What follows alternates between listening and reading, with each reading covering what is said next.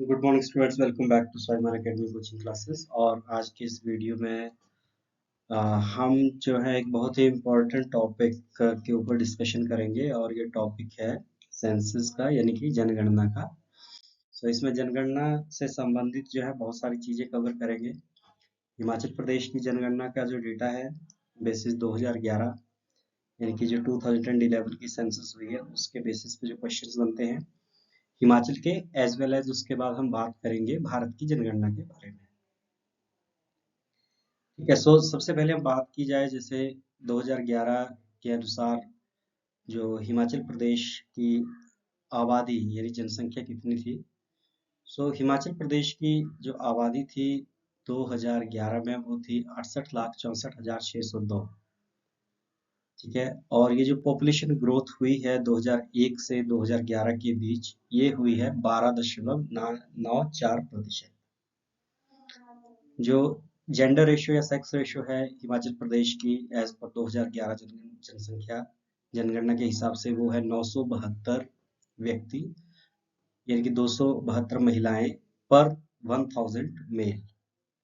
और जो child sex ratio है वो है 909, यानी कि यहाँ पे जो बच्चों में जो लिंग अनुपात है वो बहुत कम हो गया 2011 के आंकड़ों में। ठीक है। और जब हम बात करते हैं पॉपुलेशन डेंसिटी की, यानी कि जनसंख्या घनत्व का, तो उसमें 123 व्यक्ति प्रति वर्ग किलोमीटर है हिमाचल प्रदेश में। ठीक है। जब साक्षरता की बात की जाए तो 82.80% साक्षरता है हिमाचल प्रदेश की। और इसमें मेल साक्षरता यानी कि जो पुरुषों की साक्षरता दर है वो 89.53% है और महिलाओं की जो साक्षरता दर है वो 73.51% है। अब देखिए, जब ये बात आती है चाइल्ड सेक्स रेशियो की, यानी कि जो बच्चों का लिंग अनुपात है वो कैसे नापा जाता है, तो उसमें जो बच्चों की पॉपुलेशन बिलो 6 ईयर्स है उसको कंसिडर करते हैं। 6 साल से कम आयु के बच्चों को इसमें हम कवर करते हैं। और जो साक्षरता दर है, लिटरेसी रेट, उसमें जो 7 साल से अबव यानी कि 7 साल से ज़्यादा जो लोग हैं, जनसंख्या है, उसको हम कंसिडर करते हैं कि उसमें से अगर व्यक्ति को कोई भी एक भाषा लिखनी या बोलनी आती हो तो उसे हम साक्षर मानते हैं। अब हम अगर बात करें डिस्ट्रिक्ट वाइज जो मेन पॉइंट्स हैं साक्षरता या जनसंख्या घनत्व, सेक्स रेशो, इनके हिसाब से हिमाचल प्रदेश में जो जो पॉइंट बनते हैं, तो देखिए हिमाचल प्रदेश में सबसे अधिक जनसंख्या है कांगड़ा जिले की और सबसे कम जनसंख्या है लाहौल स्पीति जिले की। सबसे अधिक जो जनसंख्या वृद्धि हुई है वो हुई है ऊना जिले में, यानी 2001 से 2011 के बीच में। जब जेंडर रेशियो की बात की जाए या लिंग अनुपात की बात की जाए तो सबसे अधिक लिंग अनुपात है हमीरपुर जिले में और सबसे कम है किन्नौर में। वहीं साक्षरता की बात की जाए तो अगेन हमीरपुर जिले में सबसे अधिक साक्षर लोग हैं, जबकि चंबा में सबसे कम है। हालांकि चंबा का अगर हम राष्ट्रीय डेटा के साथ कंपेयर करें तो काफी अच्छा है, 72%, बट हिमाचल के हिसाब से, बाकी जिलों के हिसाब से सबसे कम है। और अगर जनसंख्या घनत्व की बात की जाए तो हमीरपुर की जनसंख्या घनत्व है 407 व्यक्ति प्रति वर्ग किलोमीटर, जबकि लाहौल स्पीति का जनसंख्या घनत्व है 2 व्यक्ति प्रति वर्ग किलोमीटर। इसके बाद यदि हम बात करते हैं भारत के डेटा की, तो भारत में देखिए सबसे अधिक आबादी जो है वो है हमारे उत्तर प्रदेश की। लगभग 20 करोड़ की पॉपुलेशन थी उत्तर प्रदेश में 2011 की जनगणना के अनुसार। उसके बाद हमारे पास जैसे महाराष्ट्र था, फिर बिहार था।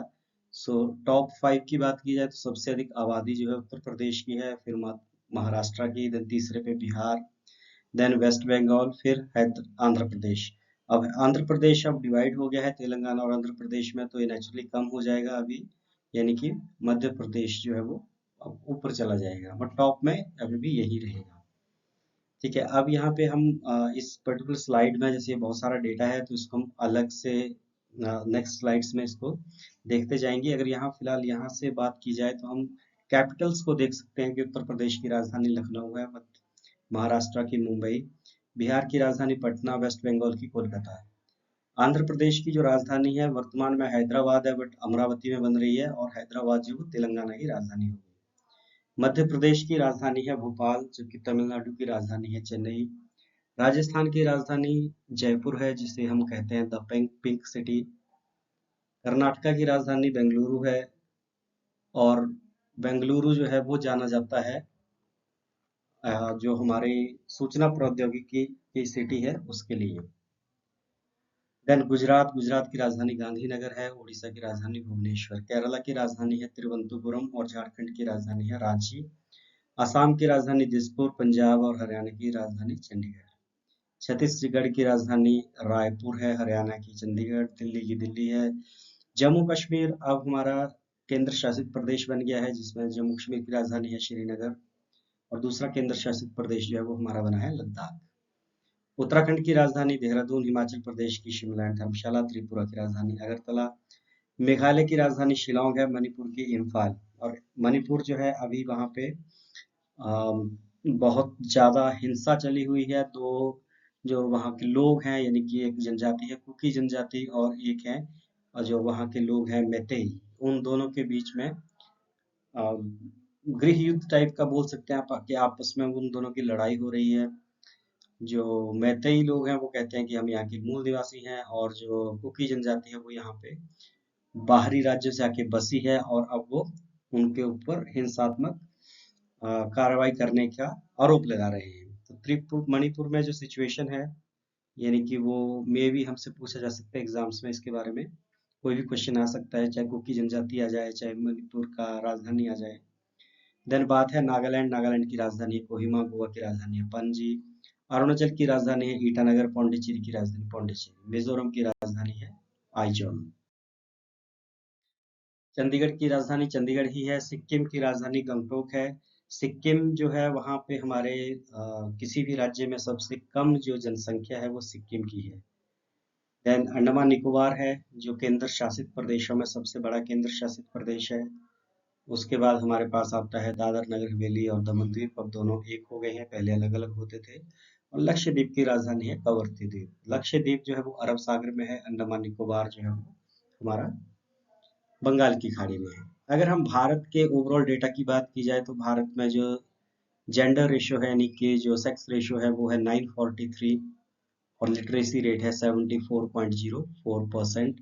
जबकि भारत का जो जनसंख्या घनत्व है वो है 382 व्यक्ति प्रति वर्ग किलोमीटर।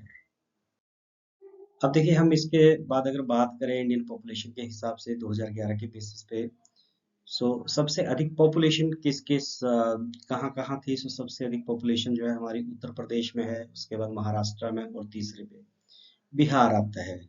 और जो सबसे कम जनसंख्या है वो है हमारी सिक्किम की, जहाँ सिर्फ 6 लाख लोग थे। देन मिजोरम, और उसके बाद लक्षद्वीप। अगर हम बात करें जो वृद्धि दर थी, दशकीय वृद्धि दर जो थे, वो किस राज्य में सर्वाधिक थी और कहाँ पे कम थी। दशकीय वृद्धि दर सबसे अधिक थी मेघालय में, लगभग 28% थी। देन अरुणाचल प्रदेश, उसके बाद दादर नगर हवेली। और सबसे कम जो दशकीय वृद्धि दर थी वो है नागालैंड में। Then Kerala and Lakshadweep. देखिए, नागालैंड की जो वृद्धि दर है वो माइनस में शो कर रही है, यानी यहाँ जनसंख्या जो है वो 2001 के मुकाबले 2011 में कम हो गई। अब बात करते हैं डेंसिटी ऑफ पॉपुलेशन, यानी कि जनसंख्या का घनत्व जो है वो सबसे अधिक है बिहार में, उसके बाद West Bengal, then Delhi. Delhi means केंद्र शासित प्रदेशों में है 11,320, जबकि मुंबई में ये मेरे ख्याल में 33,000 है, 3 गुना ज्यादा है दिल्ली से। और स्टेट की बात करेंगे तो बिहार सबसे ज्यादा जनसंख्या घनत्व है, और उसके बाद आता है वेस्ट बंगाल।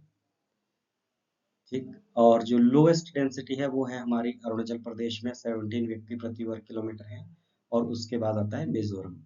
अगर सेक्स रेशियो की बात की जाए, तो सबसे अधिक जो सेक्स रेशियो है वो है हमारे केरल में।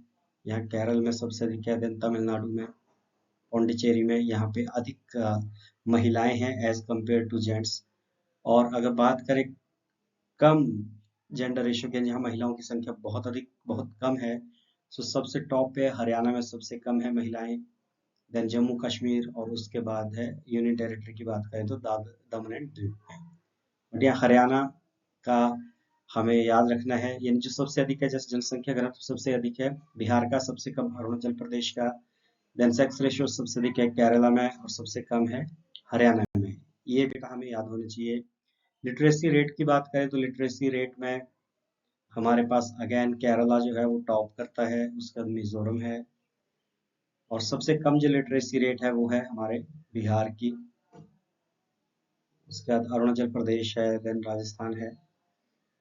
ठीक है, सो सबसे कम और सबसे ज़्यादा पता होनी चाहिए, सबसे ज़्यादा है केरला में, सबसे कम है बिहार में। अब हम बात कर लेते हैं जनगणना के बारे में। तो किसी भी देश या क्षेत्र के लोगों के बारे में जो सूचना प्राप्त होती है, जिसमें कितने लोग रहते हैं, उनका आर्थिकी क्या है, आर्थिक तौर पे उनका स्टेटस क्या है, या उनका रिलीजन के बारे में, जाति के ऊपर, ये जो डिफरेंट डेटा बनते हैं उसको हम कहते हैं जनगणना, जिसमें लोगों की जो एवरेज इनकम है वो भी आ जाती है, उनका लिविंग स्टैंडर्ड ऑफ लिविंग क्या है वो भी आ जाता है। वो सारी चीजें जो है ये भारत में हर 10 साल के बाद जनगणना के तौर पे की जाती है। और जन इसकी शुरुआत जो हुई है वो हुई है 1872 में, लॉर्ड मेयो ने करवाई थी सबसे पहली जनगणना। हालांकि ये जो नियमित 10 दशकीय जनगणना है, यानी 10 साल के बाद जो जनगणना होती है, ये शुरू की थी रिपन के टाइम पे हुई थी, लॉर्ड रिपन ने 1881 में शुरू की थी। अभी जो लास्ट है हमारी वो 2011 की जनगणना है, क्योंकि 2021 की जनगणना की रिपोर्ट अभी तक प्रकाशित नहीं हुई है। ठीक है, अब देखिए इसमें जो हम कुछ क्वेश्चंस हैं, यानी कि जो इसके बारे में पूछा जाता है। तो जैसे सबसे पहले हमारे पास है कि 1951 में, यानी कि आज़ादी के बाद जो पहली जनगणना हुई, उसके अनुसार भारत की साक्षरता दर कितनी थी। तो भारत की साक्षरता दर थी 18.33%। वर्तमान में अभी हमने देखा कि 74% है। देन उसके बाद हमारे पास अनदर इम्पोर्टेंट क्वेश्चन आता है कि किस साल को जनगणना का महाविभाजक साल कहा जाता है। जो ये जो ग्रेट डिवाइडिंग ईयर या महाविभाजक काल है, साल है, ये होता है 1921 का। और अगर इसमें महाविभाजक दशक की बात की जाए तो 1911 से 1921 है। हुआ ये था कि यहाँ पे जनसंख्या जो है वो कम हो गई थी, कारण था फर्स्ट वर्ल्ड वॉर, और उसके बाद ये तेजी से बढ़ना शुरू हुई थी। तो 1921 को महाविभाजक साल कहा जाता है, और 1911 से 1921 के बीच महाविभाजक दशक है। देखिए इसकी अगर बात करें किस साल को जनगणना का लघु विभाजक साल कहा जाता है, सो 1951 को लघु विभाजक साल जो है उसमें कहा जाता है। उसके बाद देखिए इसके बाद हमारे पास आता है कि जनगणना कितने वर्ष के बाद होती है, तो 10 साल के बाद होती है।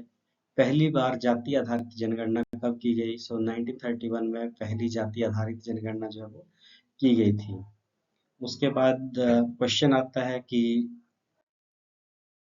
विश्व जनसंख्या दिवस कब मनाया जाता है, तो विश्व जनसंख्या दिवस 11 जुलाई को मनाया जाता है।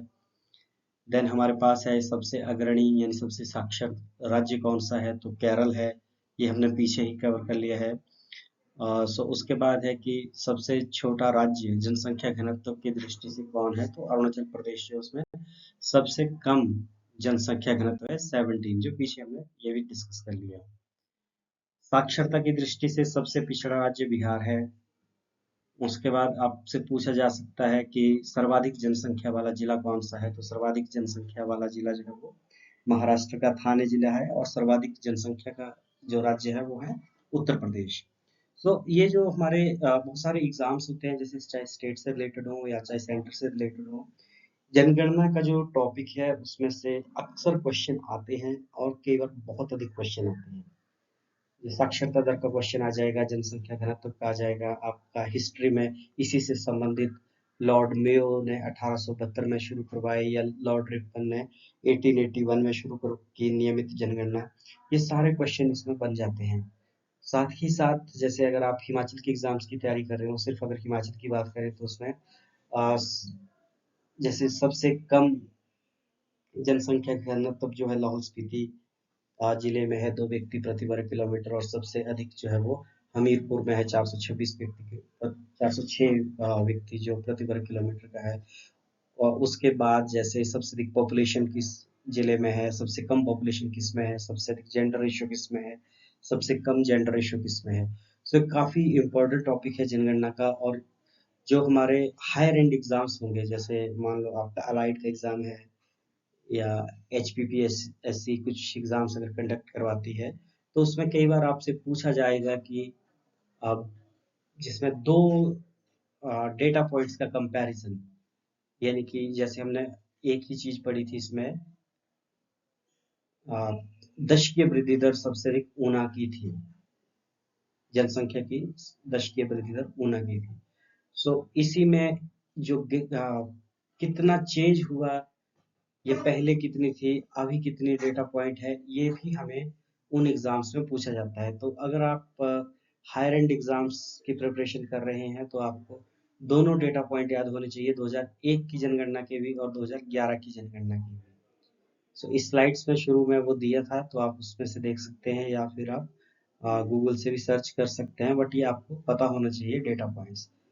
अनदर टॉपिक जो हायर एंड एग्जाम्स के लिए बहुत जरूरी है वो होता है बजट का, यानी कि जो हमारा बजट है उसमें किस स्कीम के लिए कितने पैसे दिए गए, या पिछले साल के कंपैरिजन में इस साल बजट में कितना प्रतिशत वृद्धि हुई या कितने प्रतिशत कमी हुई।